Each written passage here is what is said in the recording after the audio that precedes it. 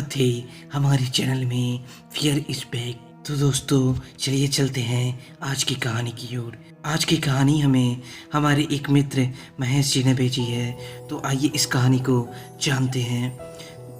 एक बार की बात है, महेश अपने मामा के घर गया हुआ था। दरअसल वहाँ पे शादी थी और महेश अक्सर वहाँ जाता रहता था, पर हर बार वह एक ही बात बार बार पूछता था कि छत पे ऊपर कमरा जो है हमेशा बंद क्यों रहता है। तो जवाब में उसे एक ही बात सुनने को मिलती थी कि वह स्टोर रूम है इसीलिए बंद रहता है। पर यहाँ आप सभी एक बात का ध्यान रखना कि बच्चों को जो चीज़ मना किया जाता है वह उसी काम करने के लिए बेचैन हो जाते हैं। घर में खुशी का माहौल था। अक्सर शादी ब्याह में घर पर कई रिश्तेदार आ जाते हैं तो सोने की व्यवस्था थोड़ी अलग हो जाती है। उन दिनों गर्मी भी बहुत थी, तो पहली रात महेश ने जैसे तैसे नीचे गुजार ली, पर उसका मन अभी भी वहीं था, ऊपर वाले रूम में। उसके बाद महेश ने सोचा कि अगर ऊपर वाला कमरा खुला होता तो अपने दोस्तों के साथ ऊपर सो जाता। दूसरे दिन मामा को घर से बाहर जाना पड़ा, तो महेश ने चुपचाप मामी से चाबी या कर ले ली कि मामा ने कहा है कि वहाँ से कुछ सामान निकालना है। मामी इतनी बिजी थी कि काम के चक्कर में भूल गई और चाबी महेश को दे दी।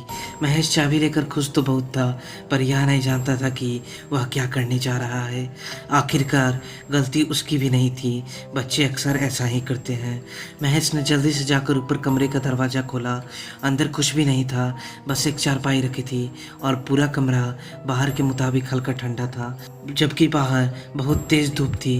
महेश अपने दोस्तों के साथ पूरा दिन उसी कमरे में रहा।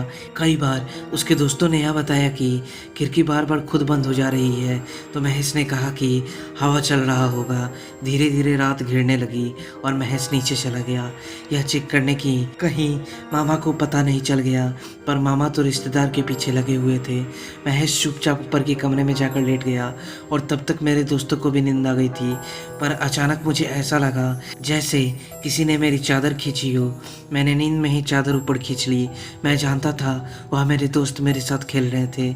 मैं चुपचाप लेट गया, यह बोलकर कि परेशान मत करो वरना मामा आ जाएंगे। थोड़ी देर बाद सब शांत रहा कि अचानक मेरी चादर किसी ने फिर से खींची और मेरी पैरों की उंगलियां जोर से दबा दिया।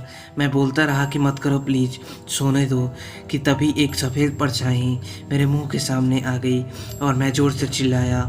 मेरी आंखें बंद थी तो मेरे दोस्तों ने मुझे उठाया और बोलने लगा कि क्या हुआ महेश, क्या हुआ। मेरे पूरे चेहरे पर पसीना था, मैं डर के मारे कुछ बोल नहीं पा रहा था। तभी मामा अचानक ऊपर आ गए, हम सबको नीचे ले गए और मुझे पानी पिलाकर प्यार से पूछा। और जब मैंने बताया तो सारे रिश्तेदार डर गए।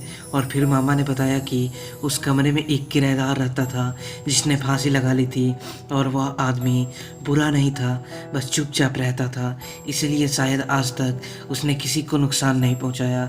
यह किस्सा हमारे साथ भी हो चुका है, इसलिए हमने वहाँ ताला लगाया हुआ है ताकि कभी कुछ गलत ना हो जाए। दोस्तों इसके बाद मामा ने शादी हो जाने के बाद जब रिश्तेदारों के कहने पर वह कमरा तुड़वा दिया और उसका सारा मलबा शमशान में फेंकवा दिया, तब से वहाँ सब ठीक है। तो यह थी मेरे दोस्त महेश की द्वारा भेजी हुई एक सच्ची घटना। अब हम फिर मिलते हैं अपनी एक अगली सच्ची घटना के साथ। धन्यवाद।